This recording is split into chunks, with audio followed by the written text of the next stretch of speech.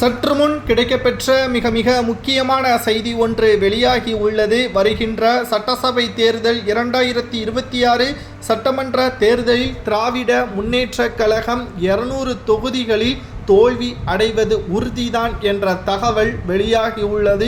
எதற்காக தோல்வி அடையும், யார் கூறியுள்ளார் என்பதை தான் இந்த வீடியோவில் முழுமையாக பார்க்க போகிறோம். இதை பற்றியான கருத்துக்களை கமெண்ட் வாயிலாக மறக்காமல் கூறுங்கள். 2026 சட்டமன்ற தேர்தல் என்பது முதலில் 4 முனை போட்டி. திமுக கூட்டணி ஒன்று, அதிமுகவின் கூட்டணி ஒன்று, புதிதாக வந்திருக்கக்கூடிய தமிழக வெற்றி கழகம், அடுத்ததாக நாம் தமிழர்.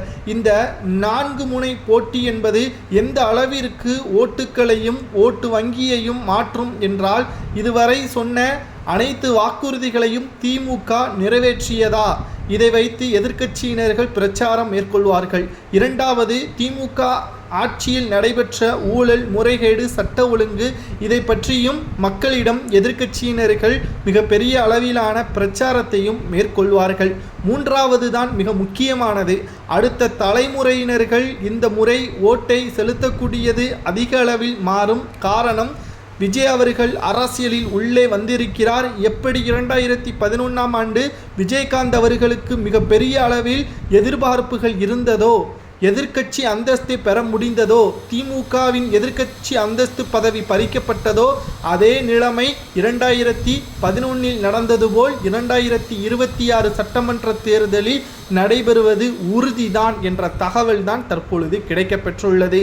மேலும் 2026 சட்டமன்ற தேர்தலில் திமுக எந்த விதத்தை கையாண்டால் தோல்வி அடைவது உறுதி என்று நாம் பார்த்த பொழுது, மீண்டும் மூத்த அமைச்சர்களுக்கு வாய்ப்புகளை கொடுக்கும் பட்சத்திலும், தவறு செய்தவர்களை தண்டிக்காமல் அவர்களுக்கு அரவணைப்பில் வைத்திருக்கக்கூடிய ஸ்டாலின் அவர்கள் கரூர் தொகுதியில் மீண்டும் செந்தில் பாலாஜிக்கு வாய்ப்புகளை வழங்கினாலும், பொன்முடிக்கு வாய்ப்புகளை வழங்கினாலும் நிச்சயமாக தோல்வி அடைவது உறுதிதான். உதயநிதி ஸ்டாலின் அவர்களது கண்காணிப்பில்தான் சட்டசபை தேர்தல் வேட்பாளர்கள் நியமிக்கப்படுவதாக இருந்தாலும் திமுக இந்த முறை தோற்கப்படுவது உறுதி. தொடர்ச்சியாக திமுக 2வது முறை அரியணை ஏறியது கிடையாது.